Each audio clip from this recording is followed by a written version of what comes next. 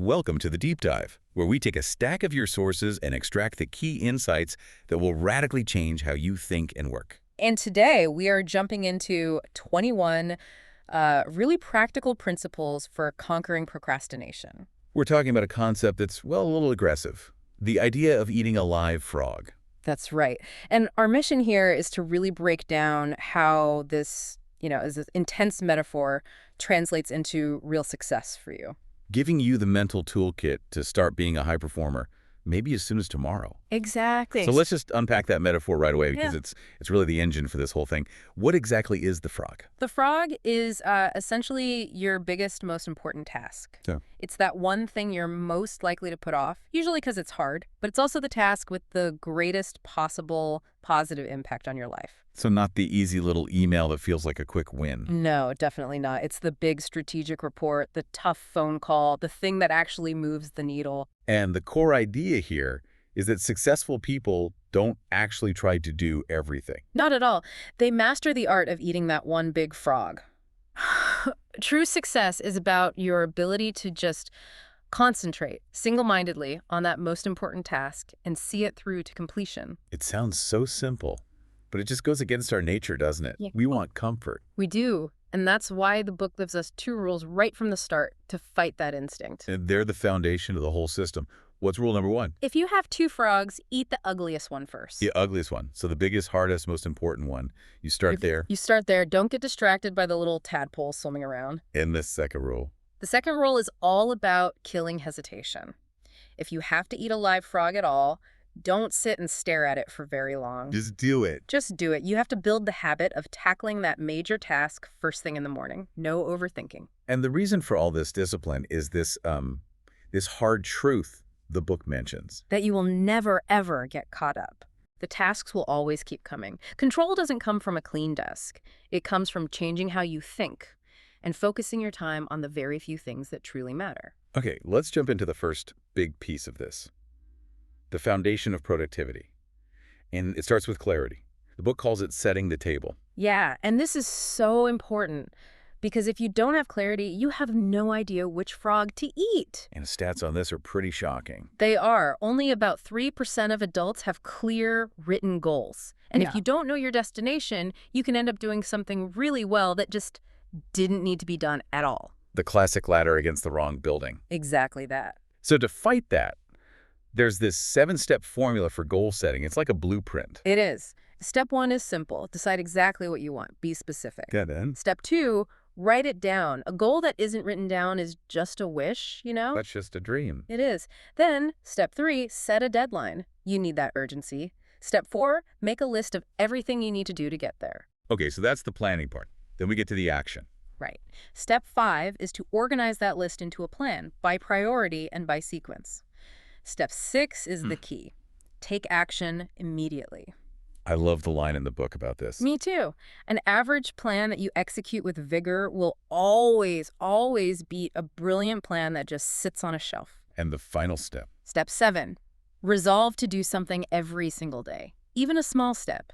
It builds this unstoppable momentum. So once you have that clear goal, you have to bring it down to the daily level, which is where the next chapter comes in. Plan every day in advance. The old question, how do you eat an elephant? One bite at a time. Exactly. You break down that huge, ugly frog into small, specific steps, and this is where the 10-90 rule comes in, and it's massive. Explain that. The first 10% of your time that you spend planning your day will save you 90% of the time when you're actually doing the work. So what, like 10 or 15 minutes of planning? Can save you up to 2 hours during the day. It's a huge return. And the book is really specific about when to do that planning. Not in the morning? No, the night before. And there's a really good reason for that. It allows your subconscious mind to work on your plan while you sleep. So you wake up with ideas. You wake up with insights, motivation. Your brain is already warmed up and ready to go. Okay, so we have a plan. Now we need to prioritize. This brings us to the famous 80-20 rule. The Pareto principle. It's a law of nature.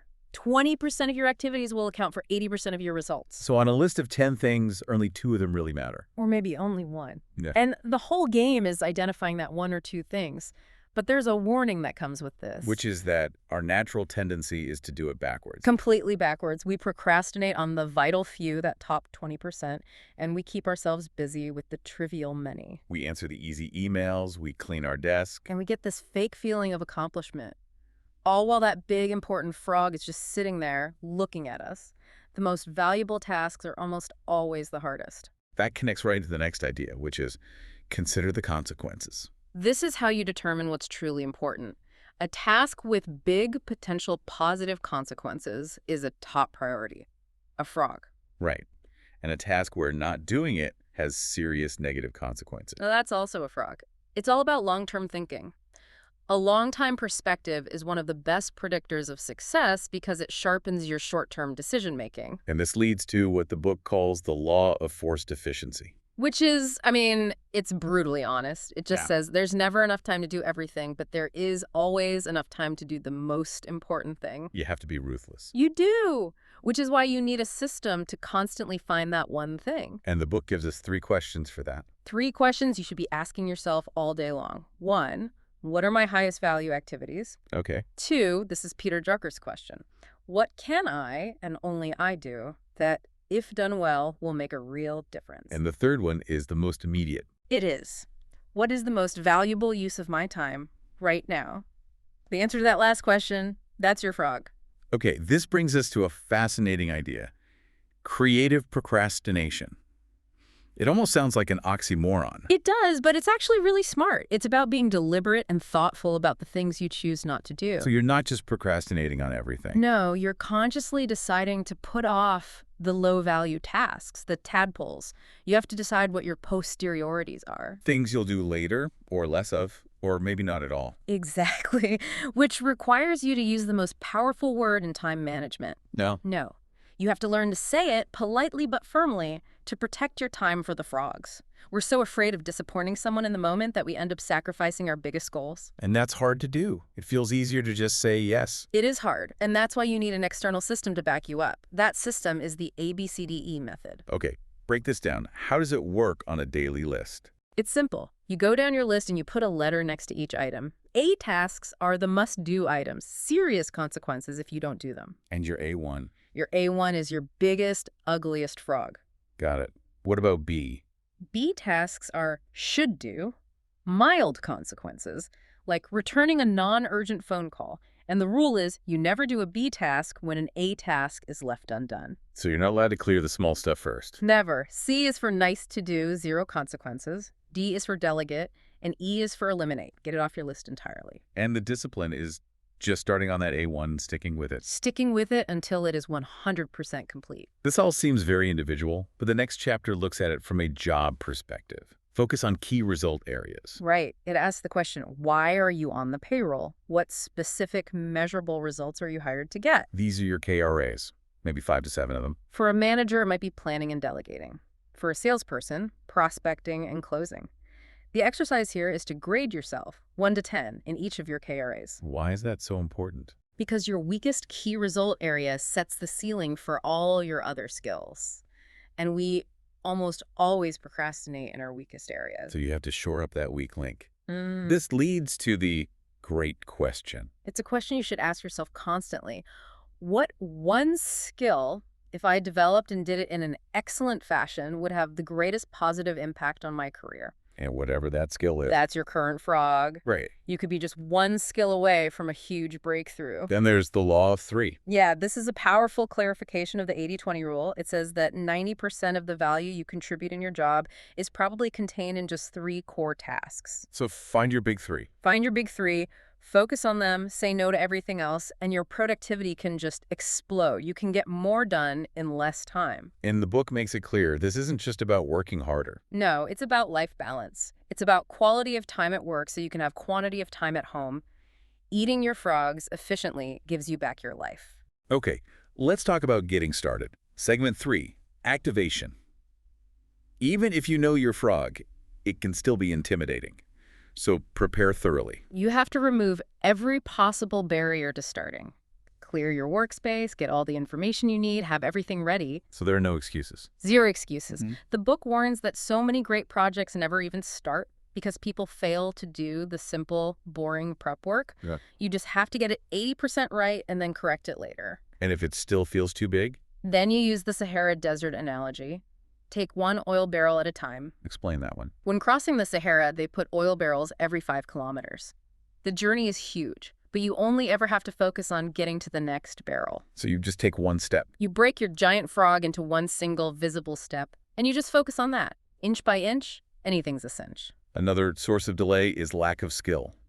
You have to upgrade your key skills. Right, because if you're insecure about your ability to do a task well, you will put it off. You have to be a lifelong learner. The author gives a personal example of this. He does. He learned touch typing so he could write his books faster. He saw a bottleneck, and he fixed it. And for anyone listening, there are 3 practical steps for this. Read for an hour a day in your field. Take courses. And this is a big one. Listen to audio programs in your car. Turn drive time into learn time. Exactly. You can get 500 to 1,000 hours of university-level education every year just by doing that. So we've done all that, but sometimes there's still roadblocks. Identifying your key constraints. There is always one single thing that sets the speed at which you achieve your goal. And usually, about 80% of the time, that constraint is internal. It's something in us. It's a habit, a belief, a missing skill. You have to have the courage to ask, what is it in me that is holding me back? And once you've identified all this, you still have to find the drive, put the pressure on yourself. You have to be your own motivator. Only about 2% of people can work without supervision. You have to join that 2%. And a great technique for this is creating imaginary deadlines. Yeah, pretend you have to leave for a month-long vacation tomorrow. What would you absolutely get done today? That creates the necessary urgency. Moving into our last segment, mastering flow. Let's talk about energy. Maximize your personal powers. You just can't eat a frog if you're exhausted. Your productivity plummets after 8 or 9 hours. Sometimes the most productive thing you can do is just go home and sleep.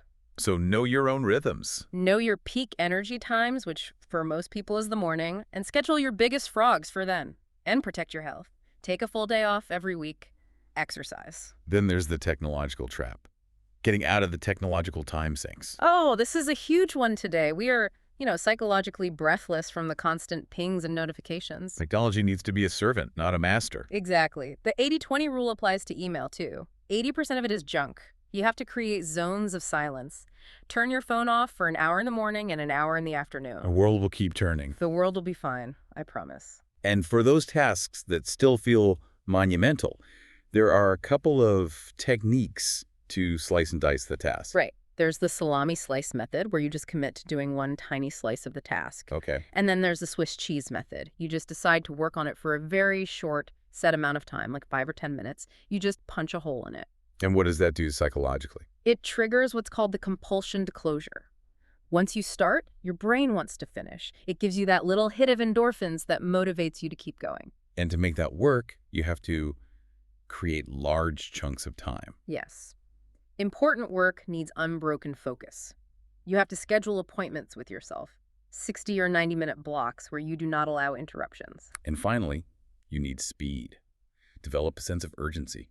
High performers just have this bias for action. They get into a state of flow where work feels effortless. It's the momentum principle. It takes more energy to start than to keep going. So much more. The faster you move, the more energy you get. You just repeat the mantra, do it now, do it now. Which brings us to the final culminating principle. Single-handle every task. This is the goal of the whole system. It's persistence in action. Once you start your A1 frog, you work on it, and only until it is 100% done. Because switching tasks is incredibly costly. It can increase the time required by up to 500% because you have to keep refamiliarizing yourself with the task.